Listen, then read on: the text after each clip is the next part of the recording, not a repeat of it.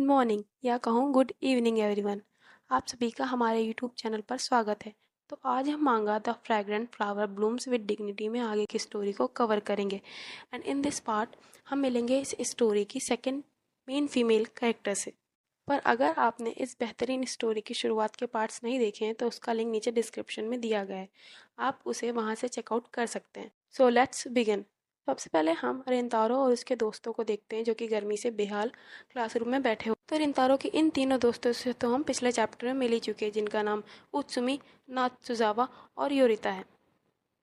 रिंतारो और उत्सुमी इस मंथ होने वाले स्पोर्ट्स फेस्टिवल को लेकर काफ़ी एक्साइटेड होते हैं, पर जब उनके होमरूम टीचर उन दोनों को ये बताते हैं कि अगर इस बार होने वाले मिड टर्म्स एग्ज़ाम में वो फेल हुए या उनके कम मार्क्स आए तो वो स्पोर्ट्स फेस्टिवल में पार्टिसिपेट नहीं कर पाएंगे।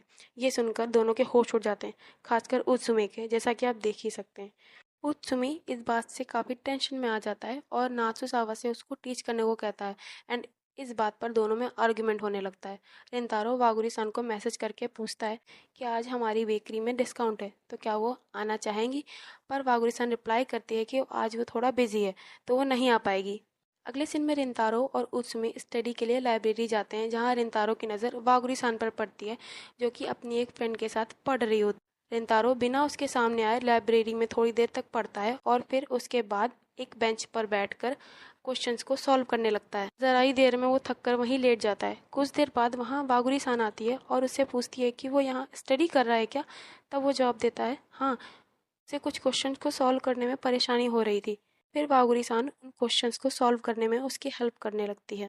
अब वागुरी सान उसे बताने लगती है कि मैंने स्कॉलरशिप के थ्रू इस प्रेस्टीजियस स्कूल में एडमिशन लिया है। मेरी फैमिली इतनी रिच नहीं है कि किकियो हाई की फीस को अफोर्ड कर पाए, सो इसलिए मुझे अपनी स्कॉलरशिप को मेंटेन रखने के लिए स्टडी पर स्पेशल ध्यान रखना पड़ता है।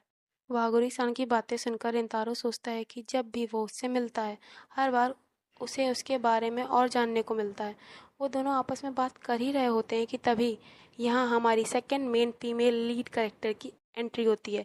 लंबी हाइट और सिल्वर बालों वाली सुबरू होशिना, जो कि वागुरी-सान की बेस्ट फ्रेंड है। वहाँ पहुँचते ही सुबरू भयानक सा चेहरा बनाकर रिंतारो को घूरते हुए उससे पूछती है कि तुम चिदोरी हाई के स्टूडेंट हो, है ना।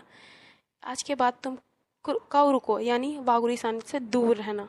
ठीक इसी समय वो तीनों यानी रिंतारो के दोस्त उत्सुमी, नात्सुजावा और योरिता भी वहाँ आ जाते हैं और कहते हैं तुम लोग क्यों हाई से हो ना, और तुम्हें हमारे रिंतारो से क्या काम है। इस पर सुबरू वागुरी-सान से कहती है आओ हम यहाँ से चलते हैं, हमें इन बेवकूफ़ों पर अपना टाइम वेस्ट करने की कोई ज़रूरत नहीं है। तब उत्सुमी वागुरी-सान के थोड़ा पास जाकर कन्फ्यूजन से कहता है शायद मैंने तुम्हें पहले भी कहीं देखा है। तभी सुबरू वागुरी-सान को पीछे घसीटते हुए कहती है तुम काओरुको से दूर रहो, और रिंतारो भी उत्सुमी को पीछे ढकेल देता है। इसके बाद सुबरू और नात्सुजावा के बीच में थोड़ी बहस छिड़ जाती है और इसी बीच उत्सुमी कहता है अरे हाँ, याद आया, ये तो वही लड़की है ना जो उस दिन हमारे चिदोरी हाई के गेट पर खड़ी थी और किसी का वेट कर रही थी।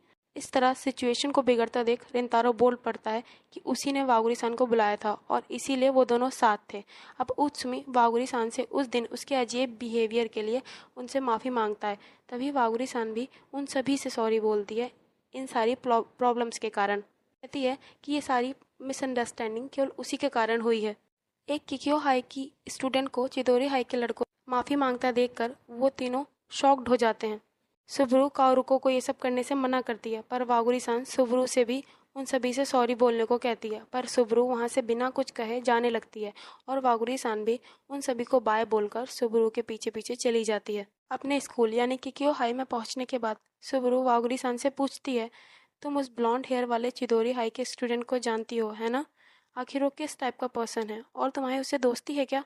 इस पर वागुरी-सान थोड़ा रुककर बोलती है वो एक बहुत ही काइंड पर्सन है। सीन शिफ्ट होता है और हम देखते हैं शाम के समय रिंतारो घर पर स्टडी कर रहा होता है। तभी वागुरी-सान का उसके पास मैसेज आता है कि वो उससे बात करना चाहती है।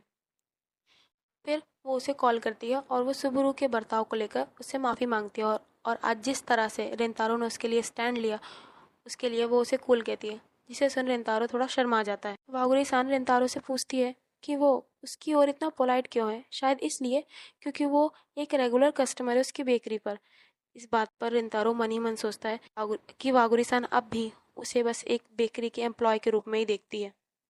फिर वागुरी-सान रिंतारो को इस सैटरडे को मिलने को कहती है। तभी रेंतारो अचानक से बोल पड़ता है कि वो काफ़ी खुश होगा अगर वागुरी-सान उससे ऐसे बात करे जैसे कि वो अपने फ्रेंड से करती है। पर वागुरी-सान कहती है, मैं इस बात का ध्यान रखूंगी, और कॉल एंड हो जाती है। इस पार्ट के एंड में हम देखते हैं कि दोनों ही ये बात करने के बाद काफ़ी ब्लश कर रहे होते हैं और सोचते हैं, मुझे इस सैटरडे का बेसब्री से इंतज़ार है।